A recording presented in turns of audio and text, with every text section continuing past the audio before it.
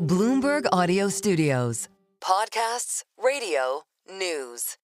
Well, two Eds are better than one, as they say. And when it comes to Ed Bastian in his keynote at the Sphere, several CEOs came up to me and said that he set the bar so impossibly high on this presentation inside of that technology-forward venue. But Delta is thinking about real technology for customers in how they get to and from and inside the airplane. Ed, we have a lot to discuss. Absolutely. I want to talk about what you guys call multimodal transport. I'm going to set a baseline and say skeptical, because I've been talking to Joby, eVTOL company, for a flying taxi company, for a long time. I'm yet to see it. Yep. But on the Uber deal, very interesting. So basically, a partnership where you got a Delta flight, you have an incentive to take an Uber to the airport. Sounds like a very good deal for Uber. Yeah. What about you?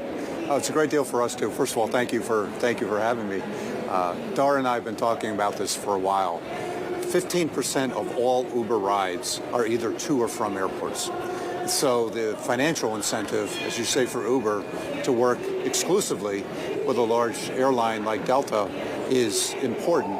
But also as we continue to improve both of our premium experiences. So right. A lot of the focus is going to be going on the upscale opportunities and lift where Delta excels at. And I think Uber wants to work with us to learn about that. And then in turn, members of the Delta loyalty program and the Uber loyalty program drive incredible signups. And we've seen that with other great brands like Starbucks, for example. We blew the lid off the loyalty programs of both companies when we announced that a couple of years back. I think Uber, you're going to see a similar type of trend where people are going to pile in and say, I want to be part of the ecosystem you're building. For those less familiar, Joby is a company that makes flying taxis, eVTOL, but they also want to operate a service. Loads of people will be watching and listening in New York City and also in Los Angeles, and our thoughts go to those in Los Angeles impacted by what's happening with the fires. The concept is that rather than take a very long car journey to the airport in high-density traffic, you take a hop on an eVTOL, you get off, and you get on, in your case, a Delta flight. It seems so far away still, Ed. Well, we're talking about the next century of flight. So our theme is Delta's turning 100 years old this year. And we spent a little bit of time reminiscing about what the first 100 years of flight was. And when you think about where we were this time 100 years ago, where just the flight was just launching, to where we could end up 100 years from now, there's a tremendous amount of opportunity. So yes, in the immediate term, it's going to take some time. It could be 3 years, 5 years, 7 years before these things start to gain some scale. But we're already in the game with Joby. We're an investor, as is Uber, in the product. We expect in the next couple of years, you'll start to see it in the skies, both in New York and LA. FAA and the regulatory agencies have been very supportive. Yes, they have. Of building the framework for the certification of the product. And we know there's great value proposition. Every time you're stuck, whether it's going out on a 1.5 hour car ride between Manhattan and JFK, and sometimes even to LaGuardia, or the same thing in LA. Delta is the #1 airline in both New York as well as in LA. We've got the infrastructure in place to be able to bring that in. Again, it's going to be a premium experience, which we specialize in. So I'm excited about where it's going. It's going to take longer than people would want it to take, but it's coming. That's often the case at CES. That's coming. Those kinds of things. But this is coming. You have conviction. This is not a question of if, it's just a question of how long it's going to take through the learning journey. And that's why I'll check in with you every year until it happens. Yeah, absolutely. We have Delta's AI story, or an early version of it, Delta Concierge. You know, I'm someone that flies a lot. I rely heavily on an interaction with an app. Yeah. Within the app is a chatbot. It's automated, driven by AI. But often my frustration is I don't get the answer I want. I need a human. Is Delta Concierge going to work? And actually, does it drive new customers to Delta? How do they hear about it?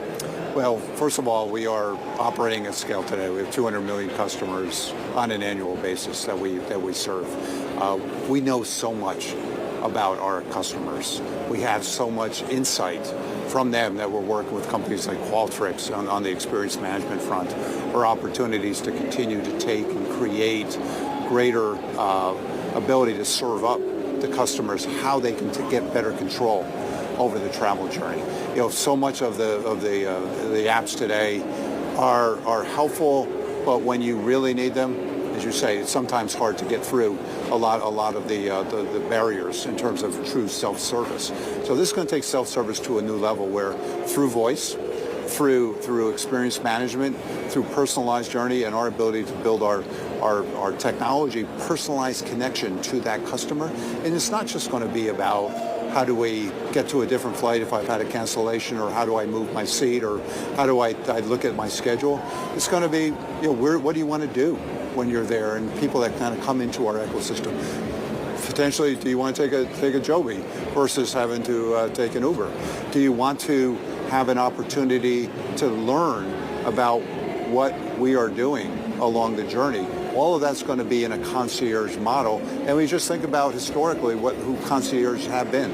They've been all-encompassing, there to serve, and that's what we can do with Gen AI. Are you looking at AI for pricing, real-time pricing? We are. When does that happen? We're already experimenting with it. The number one question I get for you every time, Starlink.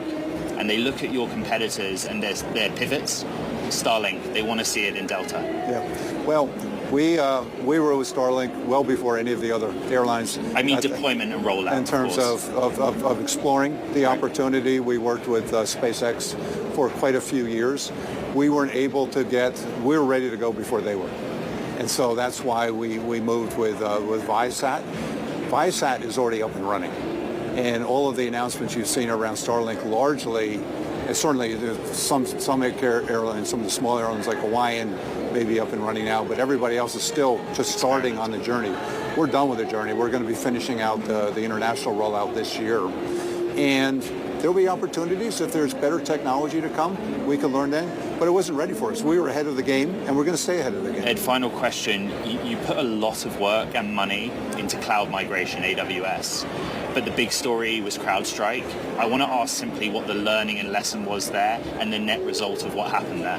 Well, CrowdStrike is a situation where you pay top dollar to have what you believe to be the best-in-class defender of your surface, technology surface. And unfortunately, they failed us. And so that will be litigated in the courts, and there will be some resolution achieved sometime. It may take a year or two. We'll see what happens. What we learned is that you can never allow the technology provider to have access into your internal core without your ability to ensure either they got the proper controls in place or you have the controls over them. And unfortunately, that was the case. And by the way, it wasn't just the case in Delta. It was the case with hundreds of thousands of companies around the world. Ed Bastian, Delta CEO, I really appreciate your time here Great at CES 2025.